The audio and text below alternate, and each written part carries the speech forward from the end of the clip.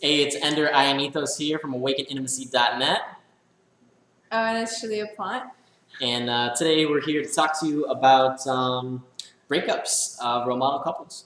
Well, just breakups too. But yeah, so I'll start this one because I went on my Facebook feed yesterday morning and I saw a acquaintance and Facebook friend from one of the places that I lived at recently had broken up.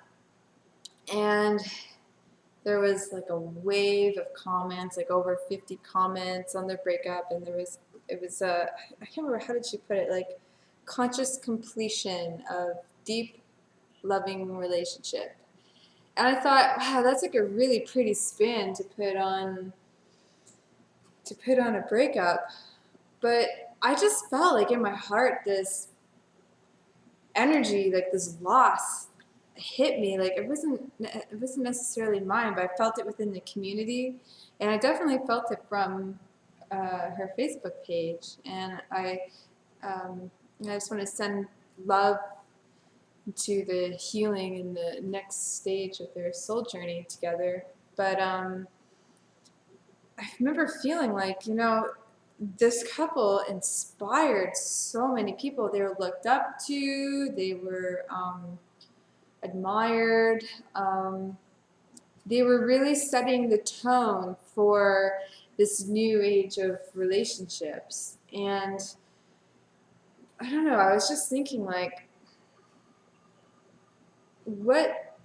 I just didn't know what to think. And anyways, Ender, I went to him into the kitchen yesterday and I was explaining this to him, like, I feel this loss within the community because there's no real direction from role models about how to continue and find a conscious, loving relationship. So he said, he used a really good analogy of like a boat and how we're like a boat in a sea and there's all these other boats around us, and the boats representing the couples, right? And we just watch a boat next to us sink. Relationship. Yeah, it represents relationship. And I started thinking, well, what is it about our boat that is creating it to be practically unsinkable? What kind of materials are we using to enhance our relationship and get what we both desire from it? Like, What is it that we believe that we're doing in our relationship that we can see a boat? These people have been together for half a decade, and we can see a boat that everyone respected. Yeah, I looked up to you. It was like, whoa. And how can we in our relationship feel steady in our relationship if that couple over there just broke up and they looked like they had everything going for them? They had money, they had looks, they had attraction, there's the spiritual stuff going on, they're respected in the community. What makes us think that our boat's going to be fine? Why don't we look down the road and say, oh, they're doomed, how are we not doomed? So is that what we wanted to talk about in the video today? Or is that another video for another day? We could just roll with that if you want. Yeah. I feel like this was a video that you were inspired to shoot. I'm here to back you up. Okay. But if we want to go in this direction, I'm happy to share some value. We can go in that direction. So we shot a video about this the other day. Shaleia was sweeping. We talked about, I'm going to see the camera here. Yeah. We talked about how appreciative we are of our relationship and how many common values we share. So what materials are we using to build this ship that cause us to feel that like it's virtually unsinkable? Well, we started out very, very kind of wary of each other. We're like, is it you? Is it you? We knew, well, first step, we knew exactly what we were looking for. Yeah. Second step, we were ready to receive what we were looking for. Yeah, it was huge. I knew that once I got what I was looking for, I would be able to hold on to it. That I was, well, we're talking a law of attraction here, I was in vibrational harmony with my desire. Mm-hmm. And Shaleia had the same thought process. She knew exactly what she was looking for. Yeah. And she was in a place in herself and in her life that she was ready to receive it when she got it. Mm-hmm. So I feel like that should be the first step, right? Knowing what you want. And sometimes it takes a lot to figure out what you want. So you got to date a lot of people, you got a lot of relationships that are really not what you want at all to find out exactly what you do want. And if you're not sure, we would recommend you go out and get experience. Can I just step in here? I feel like what I've been vibing out from this experience that we're talking about with other couples and comparing to ours, we were really ready to just be with one person, and both of us receive um, other attention from men and women, and we use the analogy of there's like a milk flow between us, and there's no milk that's going to be leaked onto another person. Like, yes, it feels good to be acknowledged as an attractive, beautiful person inside and out from others, but we're both very conscious of our energy to not encourage other people to give us affection, or, you know what I mean? Like, hitting on us, basically. So when someone approaches you, they're an attractive person, you both recognize that you're attractive people. And this is going to happen to you your whole life, right? Guys are going to run into women that they know to be beautiful. And the women are looking at them and recognizing that you're very attractive. But, and that's okay. That's always going to happen throughout your whole life. You're not going to get away from that. You don't like look at someone and you're like, oh, they're ugly, but you know in your head that they're beautiful. You're not trying to change your perception. Yeah. But what you can do is acknowledge that the other person is beautiful. You don't go up there. You know, a beautiful woman doesn't walk up to you guys and you're not like, oh, what's up? You are so beautiful. What a babe. Yeah. It's too much. It's in a look. It's in a presence. It's in the way that you exchange. I appreciate that you're attractive. This is the sort of thought process going on in your energy. I appreciate that you're attractive. I recognize that you know to me to be attractive. And if they're single, you may recognize that they're single, but you don't put any energy out there. You don't engage in any way that would make them feel like it's not feeding their desire to have more of your attention. Right. Like, for instance, I feel 100% confident when I notice a woman is giving attention to Ender, I'm feeling that flirty thing going on, and I'm just like, sometimes I feel like jealous, I guess, like, come on, I'm right here. But at the same time, that has rarely happened because he's not interested in pursuing that sort of game or playing that kind of game. Like, it's just me, I'm the center of his world. I know it. And thank you. And I just have full trust. Like, I don't have to worry about, oh gosh, like, he's gonna end it. And he's ended women flirting with him, like, right in front of me or right near in my vicinity, because he's not into that. I'm sure it may feel good to him on some level, but on some level, overall, it doesn't feel good, and it weakens our relationship and our trust and our bond. Like, what we're creating together has more value than this woman that's Googling him, thinking he's so sexy and wants to, like, let him know it, that she's interested in him. Some people don't respect the boundaries of a relationship. Sometimes they don't know that they're in a relationship. But if it's made known to them right away, like, look, I have a girlfriend, or somehow drop the girlfriend bomb, or I have a boyfriend bomb, then you can kind of see if that person is in integrity or not. Like, are they going to respect the fact that you're in a relationship? And I guess the reason why I'm bringing this up is because I see this in other relationships, whether they're considered a conscious relationship or not. Of course, every relationship is sacred. I just want to say that right now. Every relationship is sacred. I think why I differentiate between conscious is that the couple is working towards a goal of the awareness of our oneness, of our divinity. I just want to say that what you're saying right now is really valuable. I think you're doing a great job. I think that you're communicating in an excellent way. And I'm excited to hear feedback on what people have to say. And I'm also excited to continue talking about what we're talking about. All right.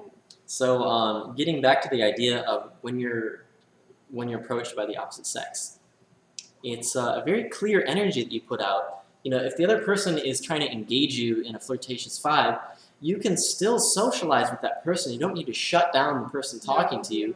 You can still connect with someone who you recognize to be beautiful.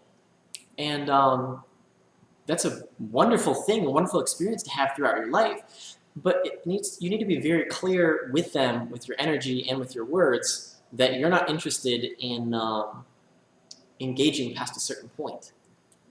You're not interested. We call it milk. Yeah, giving your milk away. And it's a feeling, right? You get it heavily when you're in flirt with someone who you're about to start a relationship with. Mm-hmm. It's so exciting. You're getting all these good feelings, right? This is something that people turn on naturally when they're flirting and they're looking for a partner. Can I just use an example of in our own house? I notice our cat Hiroshi will compete with Ender for my attention and affection. That's the milk. You know, he wants the milk sometimes all to himself. Doesn't want to share. He doesn't want to share. So, anyways, go ahead. Sorry, it's good. And then sometimes when we're sharing milk, we're kissing, we're close and intimate. He'll He meow. wants in on that. He'll meow. What are you doing? And he'll come walk through our legs. What about me? What about me? I want some milk. So people are doing the same thing. You know, they were looking for your attention, your energy, your affection, your positive attention, right? And they'll give you their positive attention and expect it in return. And there's a very fine line, and it's very clear, and you and your partner know exactly when it happens when you've crossed the line. When you've invited that person to keep flirting with you, even though there's no relationship. The relationship that they're looking for with their flirtatious energy is not the one that they're going to get back from you. And you need to be very clear with that. And every person that comes to you engaging in a flirtatious manner. Yeah. Like, I was going to say how it may not necessarily be the women that I should be upset with for approaching him and being flirty if he is on some level inviting that into his experience. And that means on some level I'm also inviting that experience into my life, and we need to kind of nip that in the bud, so to say. So ladies, if you're hanging out in public and your dude's getting approached by lots of women and they're flirting with him and he's flirting back, you're not. It's not the women. You can't be mad at the women for approaching your man. No. It's your man. He's inviting that on a certain level. Yeah. And there needs to be a discussion between the two of you about what's appropriate. Is sharing milk appropriate? And in our relationship, sharing milk is not appropriate. No, because I think also one of the reasons why people let those leaks occur in their relationship is the fact that either they're not satisfied on some level with their current relationship, which is usually a reflection of what's happening within themselves. And I think the other thing too is, I've said this before in a previous video, attracting a lot of outside attention because you're vibing out with like your little tentacles. Is the grass greener over here, or is the grass green over here? You said that in one of our first videos about the grass is greener idea. Yeah, and it comes back, it's still relevant to what we're talking about now, because I kind of felt like that I was seeing this in this relationship, and I'm like, wow, like, that's not fun. So if you follow the steps, right? If you've ensured that you have matching values with the person that you're about to engage in a long-term relationship with. Yeah. If you ensure that you have matching visions, if you're looking to engage in a long-term relationship. Yeah. If you felt each other out and your visions are complementary, if you felt each other out and you like each other's personalities, and all this stuff's in alignment, right? Are you ready to commit? Is your milk leaking because you're not ready to commit? Do you know what you want in a relationship? Yeah. Are you ready for what you want? Is your partner ready for what they want? Does your partner know what they want? Do you match what you want in the other partner. And if all of those things are in place, we're getting back to the ship idea. If all those things are in place, then you can feel confident that your ship is going to continue sailing even in rough waters. Mm-hmm. And you can feel confident that the grass isn't greener on the other side. That even though that, guys, if some really cute girl is flirting with you, and maybe your woman is or isn't present or whatever, she's on vacation, or she's in the other room, or she's not with you, you can be sure that even though the milk may seem sweeter when that really cute girl is approaching you, in the end, it's probably not. Yeah. Because you went through all of that process before to ensure that the relationship that you're currently in has all the appropriate foundation, and you can work to sweeter and sweeter milk. In my past experience, because I feel like it's more powerful to speak from from yourself and your own experiences, is I in past relationships, I was many times looking outside of my relationship thinking, I think that guy might be better for me, or maybe I think that guy's better for me, or the boyfriend I'm with now, he's lacking here and here and here, but this guy over here, I think he's not lacking in that area. And so, long story short, I would jump from relationship. I guess they call me a serial monogamist, and I found that it's a bottomless pit. What I think was lacking in one partner, I would feel the exact same feeling of lack with this other partner that I had, and it was just, it was never good. So if you make sure that you have, you know what you want, and Mm-hmm. once you find someone who matches what you want, and you match what they want, and your values are in alignment, Mm-hmm. and your visions are harmonious, you can start a relationship. And if you're doing the work together, your relationship will last, it will grow, it will continue to expand, to get sweeter and sweeter and richer and more expansive, and support more and more good in your lives. So juicy. I think our relationship is juicy. Yeah, and we're getting just getting a taste of what it's not is fully what is to ripe. come. Let's just say that. But Yeah. Well, thank you for joining us today. It's like we don't know how to continue on that note. Let's end it. It is pretty late. All right. Thank you for joining us. I am Shaleia Plant. And Ryan Ethos. Awaken Intimacy. Check, like, share, subscribe. Have a great day. Boom.